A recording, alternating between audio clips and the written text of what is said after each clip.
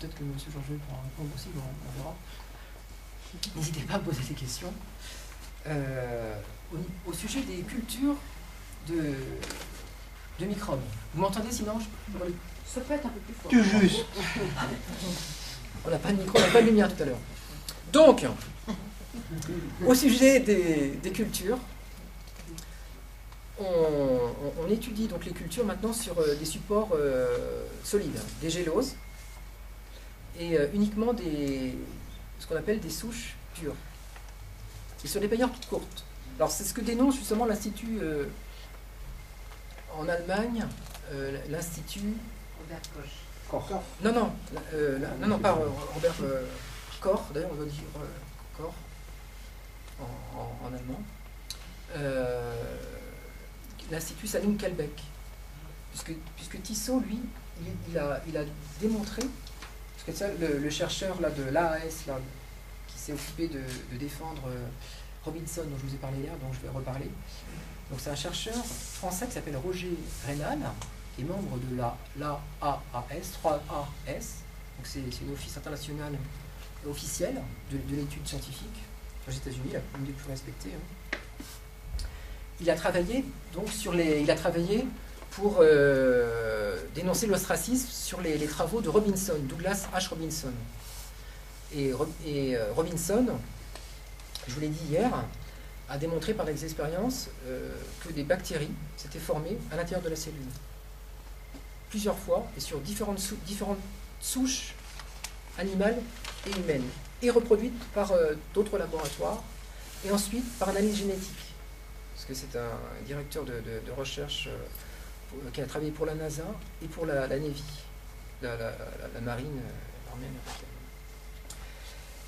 Et donc, Roger Arnal, dans un site que je vous donnerai les références, la exobiologie, explique tout ça en détail. Il réhabilite Antoine Béchamp. Il parle un peu de Tissot, mais sans trop. Mais en lisant ce dont il parle par rapport à Tissot, on voit qu'il n'a pas véritablement lu. Il a lu les critiques de Tissot et ensuite il a écrit quelque chose.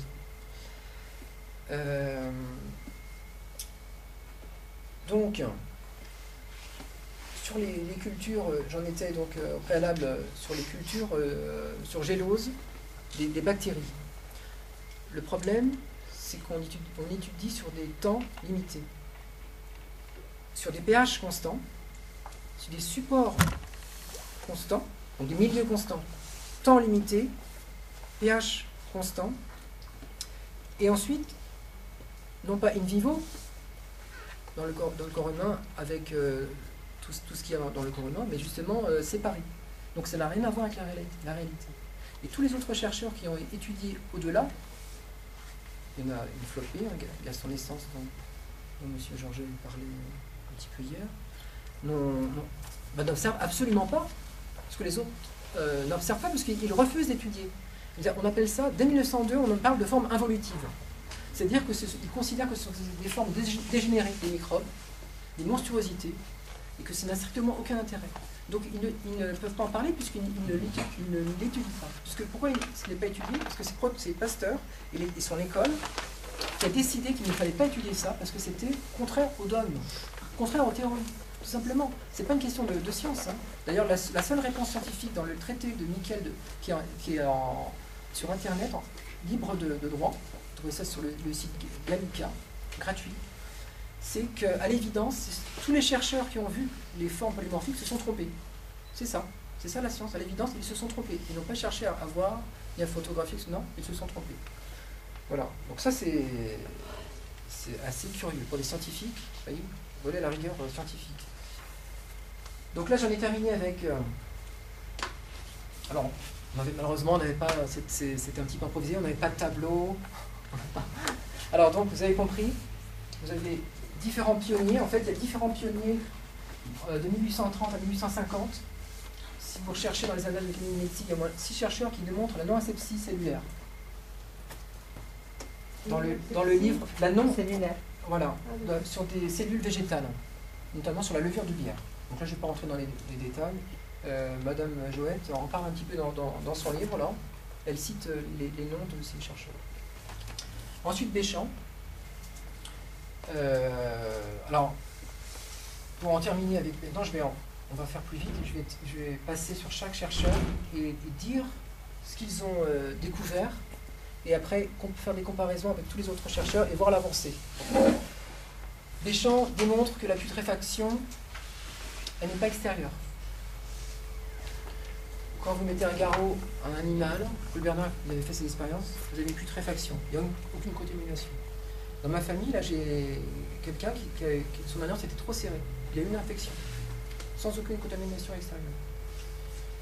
On a tous remarqué que dans une voiture, si une personne, il y a la clim, une personne est bien couverte, elle n'attrape pas d'angine. La personne à côté qui est en torse nu, voire en t-shirt, elle peut attraper une angine. On est dans le même milieu, pas de contamination, et les personnes peuvent attraper une angine. Donc il y a plein d'exemples comme ça dans la vie pratique qui démontrent ces faits. Dans les conférences d'Alice l'année dernière, il y a des médecins qui en ont parlé.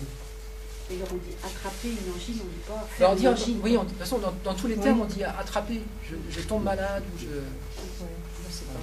Il peut y avoir des contaminations. Hein. Alors, ça, il y a des contaminations, mais il n'y a pas que des contaminations. Mais ça, c'est pas renseigné. S'il y a une alliance autour du doigt, vous êtes sûr qu'il n'y a pas de contamination? Parce qu'il n'y a pas une non, mais parce que là, c'est une compression. Vous allez sur le site hospitalier.com, site officiel de Paris, vous explique que le vaccin antitétanique est très controversé. Il vous explique pourquoi. Il vous explique la raison scientifique. Il va dire que ce n'est pas une raison idéologique ni secte.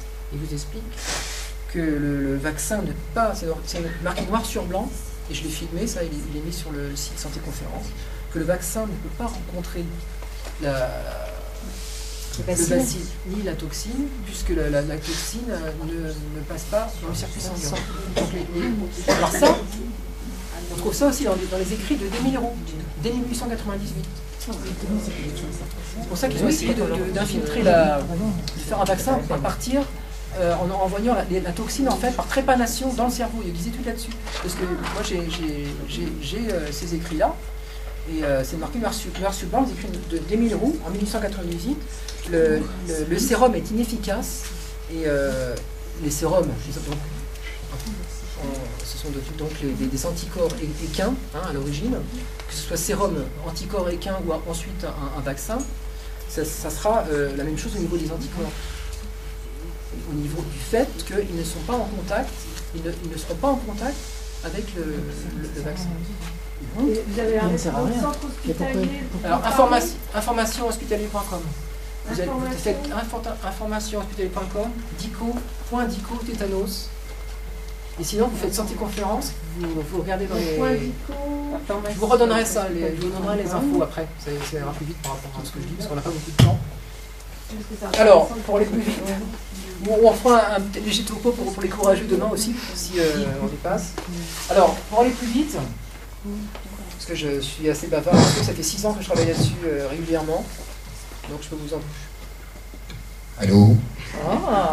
1, 2, 3. Ça marche.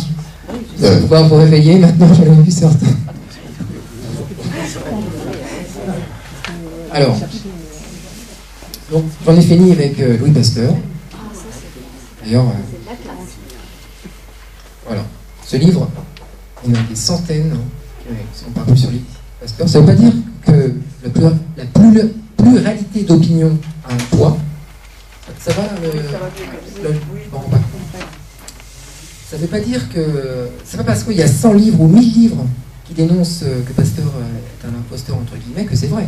Non, ce qui compte, ce sont les arguments. Parce qu'après, on va vous dire qu'il y a 10 000 livres sur Pasteur qui démontrent que Pasteur, c'est un génie. Oui, c'est ça. Il n'y en a pas autant qu'on croit. Et il n'y a plus aucun livre maintenant sur les vaccinations. Très rare. Et le dernier que j'ai lu de Maxime Schwartz, président de l'Institut Pasteur dernièrement, il écrivait que